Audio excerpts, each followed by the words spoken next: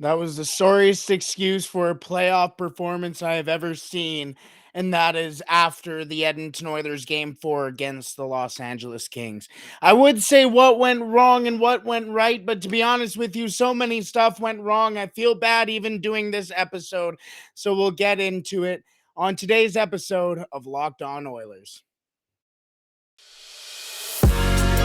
You're Locked On Oilers, your daily podcast on the Edmonton Oilers. Part of the Locked On Podcast Network, your team every day. Welcome back to the Locked On Oilers podcast. I'm your host and former Oilers game day producer, Brett Holden. I'm at a loss for words, as game 2 was one of the sorriest excuses I've ever seen for a playoff performance in my life, as the Edmonton Oilers were shut out by the Colorado Avalanche in game 2 of the Western Conference Stanley Cup Finals for nothing. So we will, I guess, we got an obligation to talk about what happened in game 2, what went wrong. I mean, let's be real. It's the Oilers' defense and one player in specific that I just can't not talk about. So we'll talk about him and the Oilers' defense a little later on in today's episode. And we will get to the good, the bad, and the ugly from game 2. And let's be real, there's not a lot of good. There's just not a lot of good. I honestly kind of felt a little hopeless trying to figure out what I was going to talk about today on today's episode of Locked On Oilers. Thank you so much for making Locked On Oilers your first listen every day. We are free and available wherever you find your podcasts. And I'm sorry that today has to be a somber one. I'm sorry today you got to listen about the Edmonton Oilers. After game 1, I felt sorry to watch the third period. After game 2, if I didn't have to talk about the Oilers for my job, I just don't know if I would have kept tuning in. That was the Edmonton Oilers looked like a lottery team there. The Edmonton Oilers looked like a team that was the last team to make a playoff spot. They looked like they just lucked into the Western Conference Finals. And to be honest with you, they give us no reason to think otherwise. As somebody responded to me on Twitter, they said the Edmonton Oilers looked like a whole bunch of a-holes, and excuse my language, but that's what they said, and that's me censoring it. And to be honest with you, the Oilers deserved what they were getting. That's their words, and I'm going to agree with them. As it only took 2 minutes and 4 seconds in the second period for the Edmonton Oilers to lose game 2. 2 minutes and 4 seconds after a relatively fantastic first period. The Edmonton Oilers went on to lose game 2 in 2 minutes and 4 seconds. Hell, you can take away the 2 minutes and 4 seconds and you can say the Oilers lost it in 15. When the Colorado Avalanche managed to score 2 goals in 15 seconds, somehow faster than they managed to score 9 seconds after the Oilers tied it in game 1.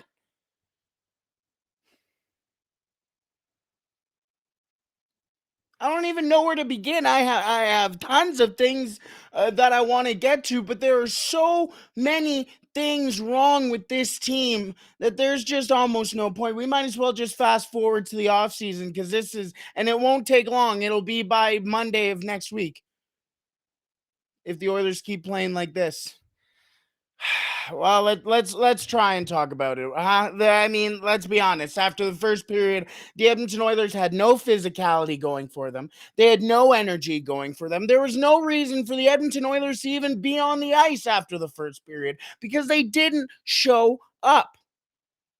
They were not going into board battles. They were not hitting anybody. They were not skating at all, and they were only running 3 lines. The defense just absolutely sewered the forwards. As the saddest thing is that the Oilers' best line in game 2 was Warren Foegele, Ryan McLeod, and Jesse Puljujärvi. Why is that your best line? If that's your best line and you're winning hockey games, that's a different story. But if that's your best line and you're losing 4-0 in the Western Conference Finals, then that's an issue. And that's exactly what's happening. Connor McDavid and Leon Draisaitl have been shut down in this series.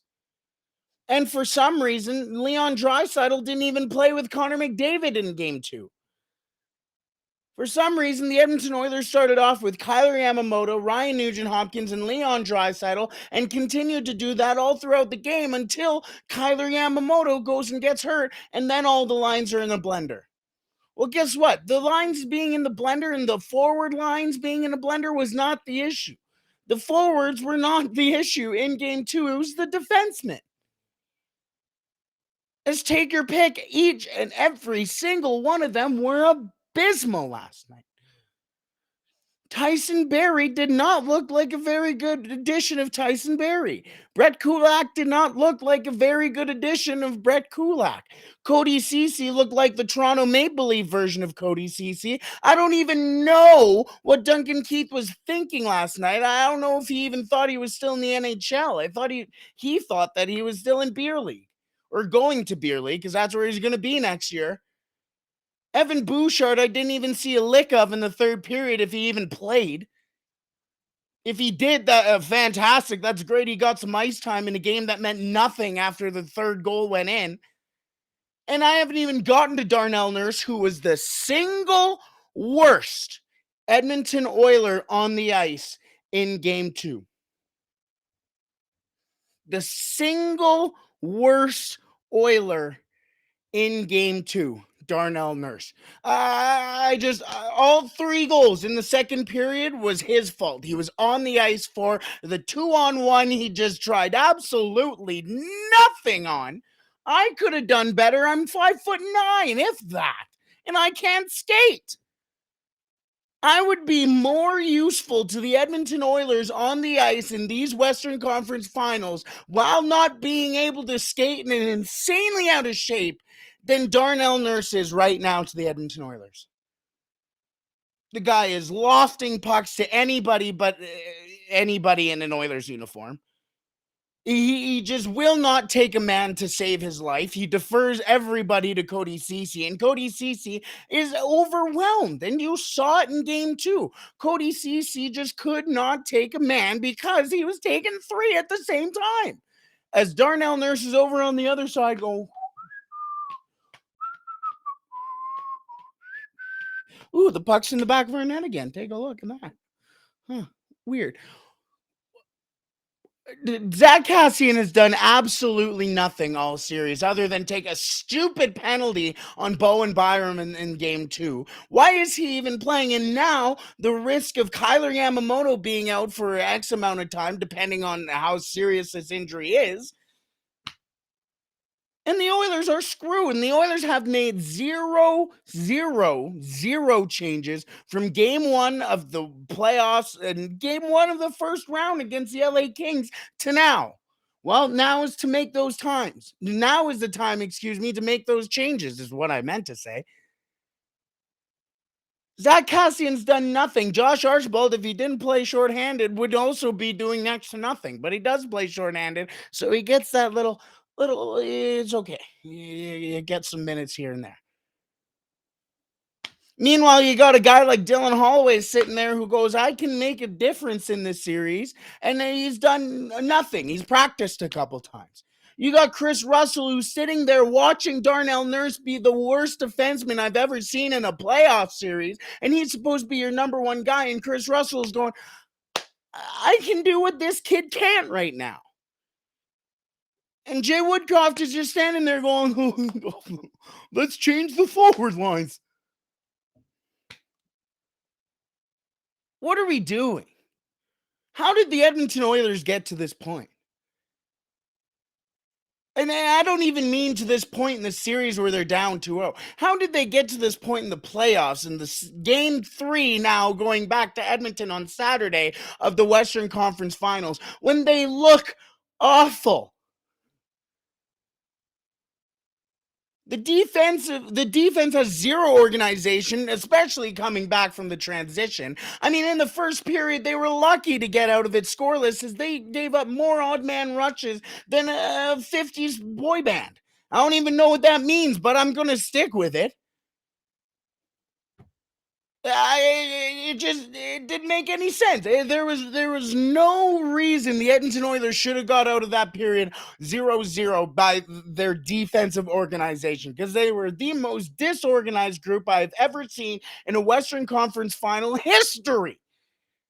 And now, because of it, they are down 2-0 in a series, going back to Edmonton against the best team in the NHL all season.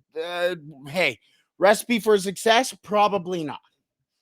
Probably not, if you ask me.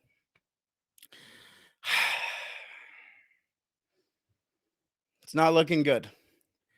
It's not looking good. And it all stems from the Oilers defense. And I mentioned from Darnell Nurse. So we'll get a little bit more into that Oilers defense in just a second. But first, let's talk a little bit about our partners over at BetOnline. BetOnline.net is your number one source for all your betting stats and sports information. Find all the latest sports developments, news, and odds, including this year's NBA championship finals, as the Boston Celtics took game one, 120-108 against those Golden State Warriors. Ooh, is the championship going back to Boston? It's one game. It's one game. Let's chill out here. Plus, hey, like I mentioned, the QMJHL is also on Bet Online, and Xavier Bourgault's Shawinigan Cataracts are onto the QMJHL finals. So you can find some lines there for the QMJHL playoffs. Plus, the NHL hockey Western and Eastern Conference finals have some lines going on there. And of course, the latest fighting news from MMA and UFC to boxing, they've got all of it. BetOnline is your continued source for all your sporting wagering information, including live betting, esports, and much more. Head to the website today or use your mobile device to learn more about the trends and action. BetOnline, where the game starts.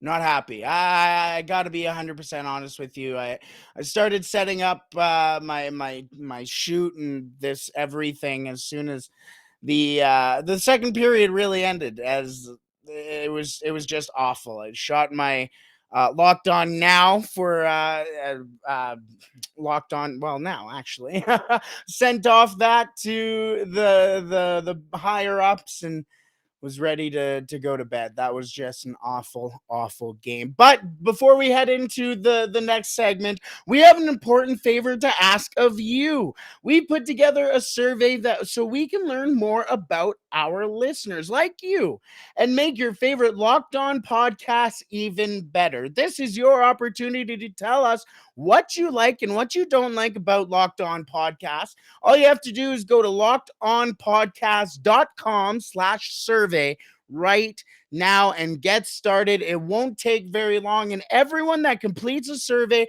can qualify for a chance to win one of 10 $100 Ticketmaster gift cards. Yes, that's right. You can win $100 to gift card, or $100 gift card to Ticketmaster, excuse me. To take your audience survey, you can head to lockedonpodcast.com/survey. Thank you so much for your help. And hopefully you don't hate the show too much. I'm just kidding. Let us know what we can do. And if that includes me yelling a little less, I'm sorry, but that won't do it. But let's move on to the second period of today's episode, as the Oilers defense and basically the Edmonton Oilers decided to implode in the second period of game two. And it wasn't pretty. Like we mentioned, 2 minutes and 4 seconds was all the Colorado Avalanche needed to score 3 goals in game two in the second period to down the Edmonton Oilers. And I'll be honest with you, the Oilers defense let down the Oilers forwards. And that sounds weird saying in a game where the Edmonton Oilers got shut out, because the Oilers forwards didn't really have a lot going for them, but there was nothing for the defensemen there was nothing for the forwards, excuse me, that the defensemen gave them. The Oilers forwards were open for outlet passes, were giving them support, and the defensemen just let them down. Stupid giveaways. I mean, Darnell Nurse has been, I've said it, the worst Edmonton Oiler in the series and potentially the playoffs. And the giveaway that he made at the start of the second period, well, basically that ended up in the back of the Oilers' net for the first goal on our Terry Lekkonen's goal. It really opened the floodgates and just I can't even find the right words of just how disappointed I am seeing the way Darnell Nurse plays. It is just beyond abysmal. It's sad to see, really, because he's supposed to be the number one defenseman for the Edmonton Oilers, and he's the number 6 defenseman. The Edmonton Oilers, they genuinely have to deploy. It's past the point of, oh man, like, if the Oilers don't do it, it is what it is, you know? The Edmonton Oilers need to deploy an 11-7 game in game 3, or they're just going to get swept this series. If they are going to stay so hard-headed in this game, in this series, that in their own system that they are willing to lose just to make everybody feel happy, is a sad sight to see, to be honest with you. Like I said, Chris Russell, you know exactly what you're going to get out of Chris Russell. And Darnell Nurse, Duncan Keith, and Evan Bouchard need that support. They need it. They need that support. There is nothing that the Edmonton Oilers can get done defensively that Chris Russell will not be able to help with. He will help with getting the puck out of the zone. He will help put pressure on the Colorado Avalanche puck carriers. He will get in front of shots. He will get in front of passing lanes. He will do it all in your own end that Darnell Nurse is unable to do right now with his core muscle injury. 100%. There's no way that you can sit there and go, oh, well, he can't do this. He can. He can be physical on the sideboards while still being smart and not taking a penalty. He can actually get the puck out of the Oilers zone and find a forward for them to get an actual outlet pass and create pressure in the other end. But I don't know why the Edmonton Oilers are just sitting there on their hands going, oh, you know what? Let's go 12-6 again and deploy 2 forwards that have done nothing. Nothing. If Josh Archibald wasn't on the penalty kill, he would do literally nothing right next to Zach Kassian. And now you have Kyler Yamamoto hurt and a guy who actually does something. And now you're sitting there going, man, now I have to play either Zach Kassian or Josh Archibald, or I go 11-7 and take one of them out and still have to play one of them. Or both, because then you could just go, oh, while Kyler's hurt, we'll go 11-7 and keep everybody else in. The Edmonton Oilers are in a bad spot, and a lot of that has to do with their defensemen. And a lot of that can be solved if they just go 11-7. Get those defensemen who need help that support. You have that support. It's not like it's some magic. We don't know how to get it for you. He's sitting there wearing number 6 and up in the press box waiting for that call. Waiting for you to go, hey, you know what, Chris? Jump on in there. But we just don't do it. We just don't see it. I mean, it's going to be a short series for the Edmonton Oilers if they can't get this figured out. And it's genuinely frustrating to sit here and watch the game because, honestly, as soon as it hit 2-0, even those couple minutes before it hit 3-0, it just felt hopeless. The Edmonton Oilers had nothing going from the back to the front, and it showed. And if the Edmonton Oilers have another showing just like that in Game 2, in Game 3, and even in Game 4, then they're going to be golfing before Game 5 even starts. Simple as that. Simple as that. I'm sorry that you had to hear all of my boards clanking together as we move on to the final period of today and of this week. Is unfortunately, before we get into the final period, I do want to mention my predictions from this week, as none of them came true. The first one being Dylan Holloway will get into a game. I mean, we might see him tomorrow on Saturday in Game 3. We shall see. We won't have an episode before then. So as of right now, it is not true. So that is unfortunately a wrong prediction from me. That's too bad. The second prediction that I had going into, well, the first two games and coming out of this week is that the Edmonton Oilers will leave Denver with a split. Sorry, everybody. That didn't happen, as the Oilers are 2-0 down heading back to Edmonton for Game 3. And the final thing that I predicted for this week is that Evander Kane would hit 15. He only needed 3. He got 1.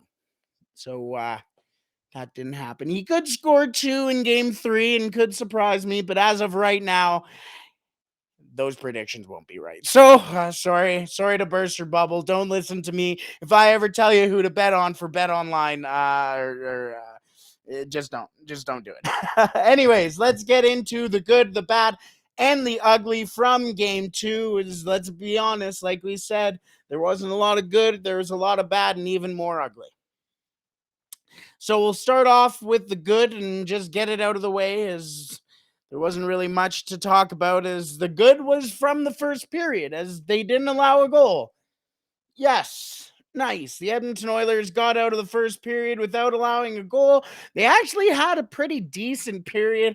They were only down 2 shots when it came down to the end of the period. 15 shots on Mike Smith, 13 on Pavel Francouz going into the second. Not bad, but other than that, there just wasn't much going. We did have a little bit of sustained pressure. We did see a little bit of sustained pressure from the Edmonton Oilers in the first period, especially after those penalties that were taken and that 5-on-3 that the Colorado Avalanche had, as well, as the Oilers were able to weather those storms and then immediately be able to come back and have some sort of sustained pressure in the Avalanche end. It looked like for a little while the Edmonton Oilers might actually crack Francouz, but that wasn't the case. And luckily not luckily, as was the reason why the Colorado Avalanche were able to move on past the first period and have the game that they did. Let's be real. As good of a period it was for the Oilers in Game 2, the first period was for the Oilers in Game 2, it was just as good, if not better, for the Colorado Avalanche. So a little bit of give, a little bit of take. So the good for Game 1 or Game 2 for the Edmonton Oilers was that first period. Guess you got to take some consolation somewhere.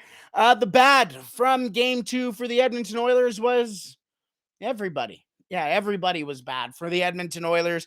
The